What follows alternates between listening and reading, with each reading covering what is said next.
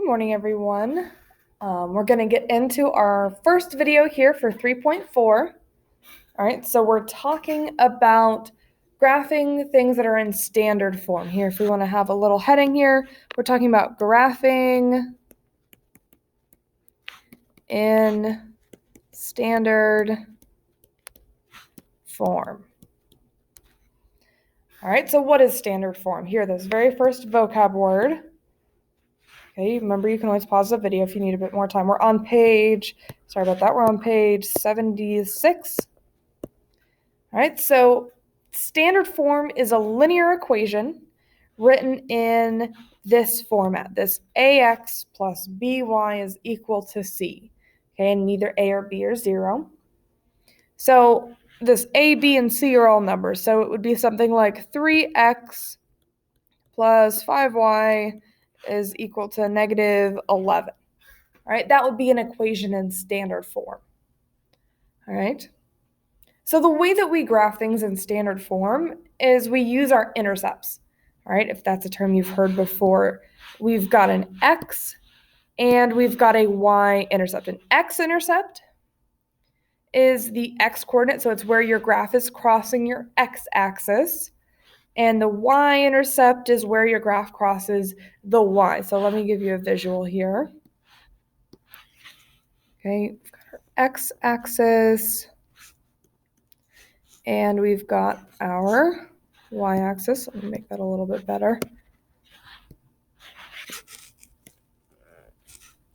I don't know if that was better, but here we are. All right, so we've got our x and our y-axis, and here I'll draw a line. Okay, so the x-intercept is the point where it crosses your x-axis. So on this graph, that is right here. Okay, so it's always this point where you've got some x value and then 0 for your y. If it's on the x-axis, your y value is always 0. And then for your y-intercept, that's over here. It's same thing, but it's where it crosses that y-axis. Okay, so that point always looks like this. It's always 0 and then some y value, right? Because if it's on the y-axis, right, the x value has to be 0. Okay, so we have to use that standard form to try and figure out where those intercepts are, right? And then these aren't technically in standard form, right? Standard form has to have the ax and the by. Okay, it says neither a and b are 0. And these horizontal and vertical lines aren't exactly that, but this is a good place for us to learn the rules for horizontal and vertical lines. All right, a horizontal line is going to look like this, and its equation is always y equals some number. All right, if it doesn't have a slope, if it's exactly horizontal, it's always y equals some number. So let's say this is right here where the y value is 3. All right, this would be y equals 3. Okay, it's pretty straightforward. All right, so whenever you see y equals some number, it's a horizontal line at wherever that number is for your y value. Okay, vertical lines are similar, except instead of y equals, you've got x equals. So here we've got x equals some value. All right, so we've got a, let's say this is 2. Okay, so x equals 2 would be the equation for that vertical line.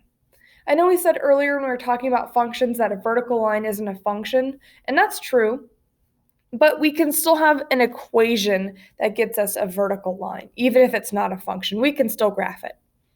All right, so those are those rules for horizontal and vertical lines. All right, and here it goes back into those intercepts. So we talked about that briefly at the start when we talked about the vocab. All right, so always remember x-intercept here on the x-axis, y-intercept right there on the y-axis. All right, so the way that we can use this, the way that we graph when we're in standard form is we take this equation and then we try and find what the x-intercept, the y-intercept is going to be. So the way we do that, all right, notice that I guess I should have silenced my phone, sorry about that. Notice that the x-intercept here is a0, okay? Some value, but always 0 for y. Well, that's how we're going to figure out what our x-intercept is. We're going to plug in 0 for y and solve for whatever that x value is. Okay, same thing for your y-intercept. You always know that x equals 0 on your y-intercept. So you plug in 0 for x and solve to see what your y is. All right? So let's see an actual example. Let's see a problem where we're doing this. Okay, I'm going to skip the horizontal vertical for just a second. Let's look at number 5 here. Number 5. I want to find my x and y intercepts. Okay, so let me start with my x-intercept. I can just do int. When I want to figure out what x is, I plug in 0 for y. Okay, this is something that throws people off. They think x-intercept, okay, I'm going to plug it in for x. Nope, that's not what you're doing. You're plugging in 0 for y so you can solve for x. All right, so we've got 5x minus 2. I'm not going to write y. I'm going to say 0 is equal to negative 30. All right, 2 times 0 is 0. So I've just got 5x is equal to negative 30. And divide out by 5. I'm multiplying, so I'm going to undo that by dividing. So x is equal to negative 6. All right, so my x-intercept is negative 6. All right, and I want to do the same thing. I want to find my y-intercept. Okay, so my y-intercept, same thing. I'm trying to find y, so I plug in 0 for x. All right, so now I'm going to have 5 times 0, minus 2y is equal to negative 30. All right, 5 times 0 is 0, but I've still got negative 2y is equal to negative 30. All right, I'm going to divide out that negative 2. I get y is equal to, okay, negative divided by a negative, I get positive 15. All right, so my y-intercept is 15. All right, and that would be my final answer there if it's just asking to find the x and y intercepts. All right, something like, let's go over to number 6 and 7. That's asking me, okay, find those x and y intercepts and then use those to graph. So let me take a second and let's do that. All right, so let's do x-intercept first. All right, it's already in standard form, so it should be pretty easy.